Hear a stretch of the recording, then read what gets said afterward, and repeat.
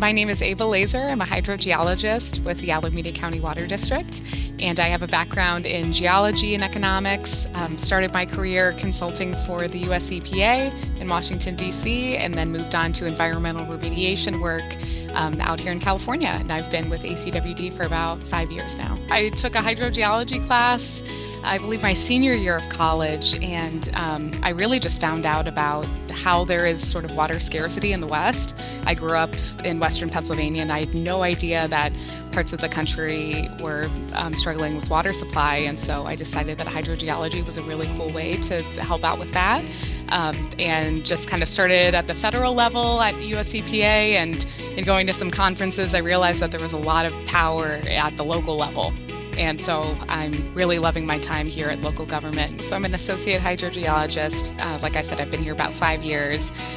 When you start out in local government, at least for ACWD is such a unique agency because we also serve as a regulator for various geological kind of environmental remediation purposes because we manage the groundwater basin. So beneath our feet, we have all of these aquifers that provide part of the drinking water source that we use for our water utility. And so because of that vested interest, we have agreements to protect that resource. And part of that is overseeing cleanup sites. So a lot of my day-to-day also includes managing those cleanup sites from the interest and the perspective of a water agency. So, making sure that any contamination that's in the ground is properly managed and maybe remediated. Maybe it's monitored to make sure it's not spreading. And so we're really coming from the perspective of making sure that the groundwater is protected, because historically, overpumping from groundwater wells in our basin has caused saltwater from the bay to come in.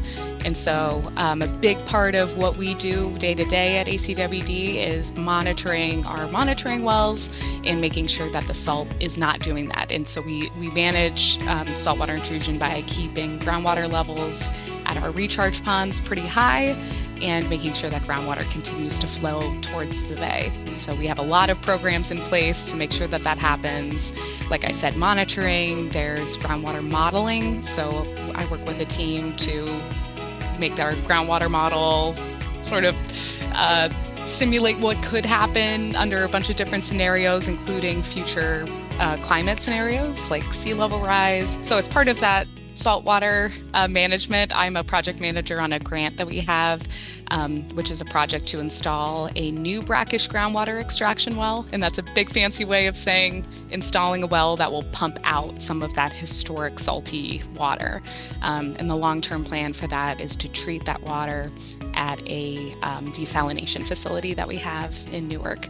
So, really it's an engine of different projects and initiatives just to make sure that the groundwater basin is clean, healthy, and that we have enough groundwater to be able to use it as a source of supply and maintain that natural resource. I took kind of an unconventional path.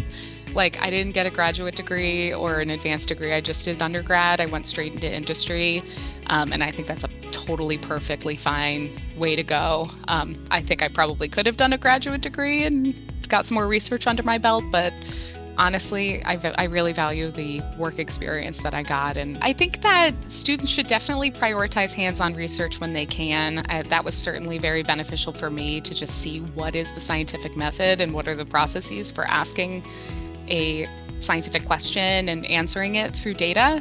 That could be hands-on field research, going out into the field like I did and collecting data, or it could mean doing desktop research and studying what kind of rocks are here versus there. I think getting experience being a detective, it both is good from a discipline perspective, like saying I can go out here and I have the academic prowess to be able to answer a scientific question, and know how I could do that credibly. But I think it also creates this thirst for being a detective and makes work fun.